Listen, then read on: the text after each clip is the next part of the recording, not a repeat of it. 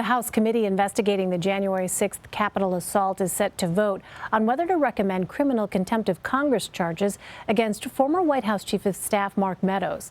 The panel released a 51-page report laying out the case against Meadows, which is based on defying a subpoena from the committee and refusing to hand over records.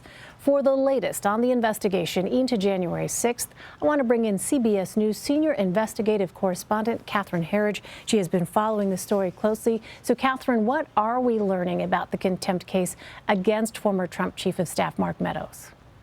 Elaine, our best guide is this 51-page contempt resolution, which the Select Committee says is based on records that the former White House Chief of Staff voluntarily provided to the committee.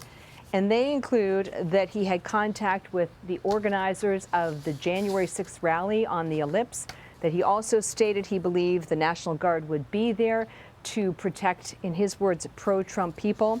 And I think significantly, it contains what's described by the Select Committee as a constitutional assessment of whether then Vice President Mike Pence could delay or avoid the certification of the Electoral College on January 6th. I think it's worth noting that the Select Committee describes the records that were provided by Mark Meadows, but does not provide them at this time for independent review, but that could soon change, Elaine. Interesting. Well, what has the response been from Mark Meadows' legal team? Mark Meadows' lawyer has sent a lengthy letter in response, and he makes the argument that his client has made what he calls a good faith invocation of executive privilege. Executive privilege is this principle that shields the conversations of a president with his closest advisors so that they can have candid, deliberative conversations. I think it's always important with these records to read them thoroughly, because if you go to the bottom of the Meadows letter, and I want to read it to you, I heard something that I had not heard before. They write, "We recognize and do not dispute that the violence and interference with the processes of our democratic institutions as occurred on January 6th were, quote, deplorable and unjustifiable." But then they go on to argue that that should not allow the committee to dismiss or negate what they describe as the centuries-old principle of executive privilege. And for those reasons, Mark Meadows says that he cannot violate the privacy of those conversations he had with then President Trump. Well, what are we expecting on the Hill today related to Meadows' potential contempt charges?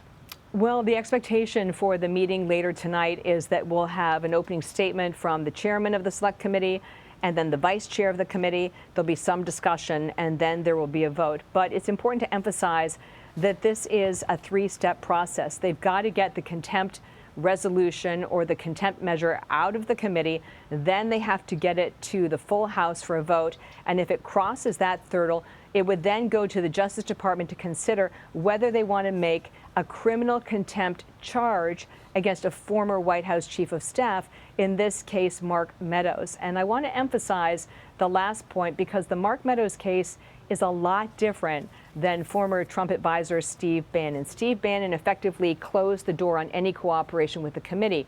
But what Meadows has done, and many former Justice Department officials have said to me this is a sound legal strategy, is that he's provided limited cooperation. And that kind of muddies the waters and makes it a more difficult call for the Justice Department if they decide criminal contempt is warranted in this case. It's important context to note those differences. Well, there is a discrepancy about who asked the National Guard to do what and when on January 6th.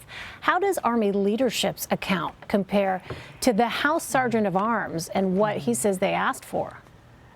I think this is the remaining and one of the most contentious issues about January 6th, and it's this question of the deployment of the National Guard after the rioters breached the Capitol building itself. If you dial back to the days before January 6th, there was an agreement that the National Guard would be in Washington on a limited basis to do crowd control as well as traffic control, and that they would not be armed. So when the moment came on January 6th, when violence had spilled into the Capitol complex and they wanted to deploy the Guard, the question was whether they would use the Guard to backfill D.C. police who were armed and send them to the Hill, or whether they would take the Guard, send them back to their sort of main point, their main location at RFK Stadium, get their weapons, and then come back to Capitol Hill.